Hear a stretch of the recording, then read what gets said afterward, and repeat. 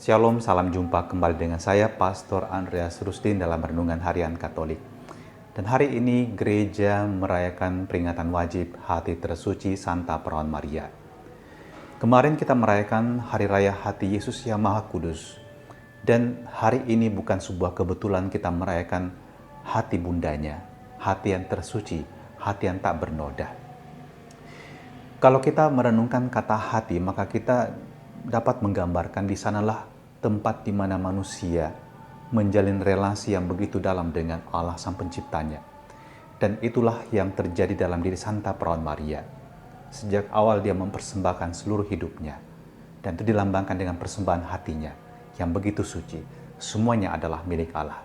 Dan seperti yang digambarkan dalam Injil kita hari ini ketika Yosef dan Maria mencari Yesus yang hilang dan kemudian menjumpai Yesus dalam bait Allah. Dan ketika Yesus mengatakan, "Mengapa kamu mencari aku? Bukankah aku harus berada di rumah Bapakku?" Dikatakan bahwa Maria merenungkan semua itu dalam hati. Dalam hati dia percaya kepada Allah. Allah mempunyai rencana untuk hidupnya.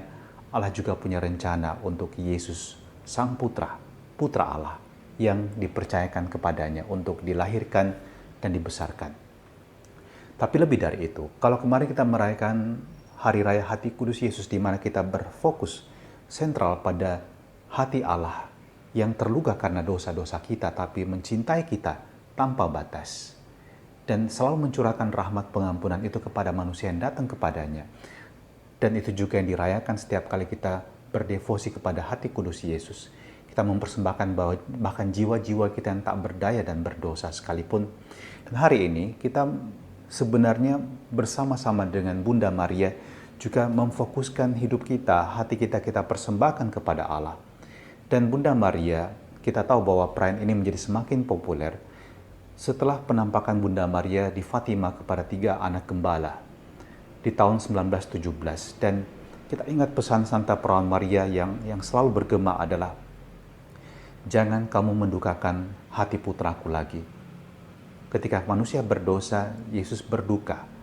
Dia berduka dan Yesus mengalami betapa berat penderitaan hatinya kembali melihat anak-anak yang telah ditebusnya dengan darahnya kembali jatuh dalam kubangan dosa yang sama. Tapi Bunda Maria mengingatkan manusia bahwa setiap dosa yang kita buat melukai hati Allah.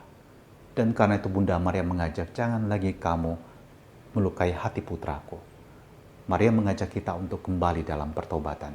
Dan itu juga yang dapat kita pahami dengan perayaan ini. Mari persembahkan hati kita seperti Bunda Maria kepada Allah. Menjadi hati yang suci, menjadi hati yang dihuni oleh Allah sendiri, oleh kuasa kasih-Nya, oleh kesuciannya, oleh kekudusannya.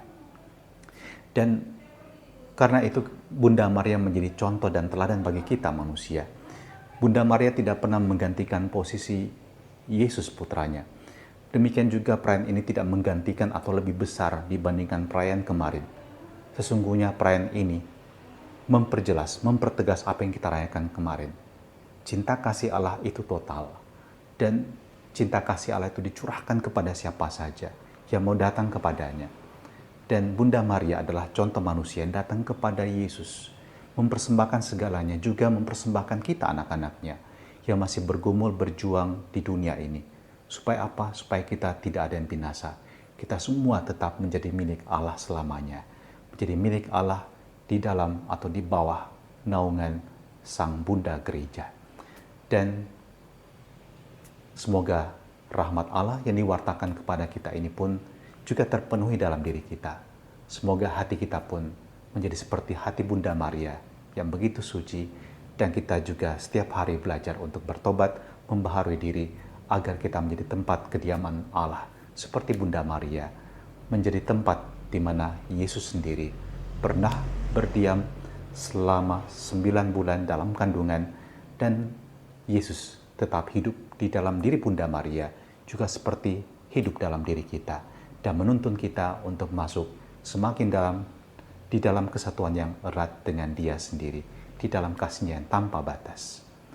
Sabda Allah telah diwartakan kepada kita dan semoga terpenuhilah di dalam kehidupan kita, dalam nama Bapa dan Putra dan Roh Kudus. Amin.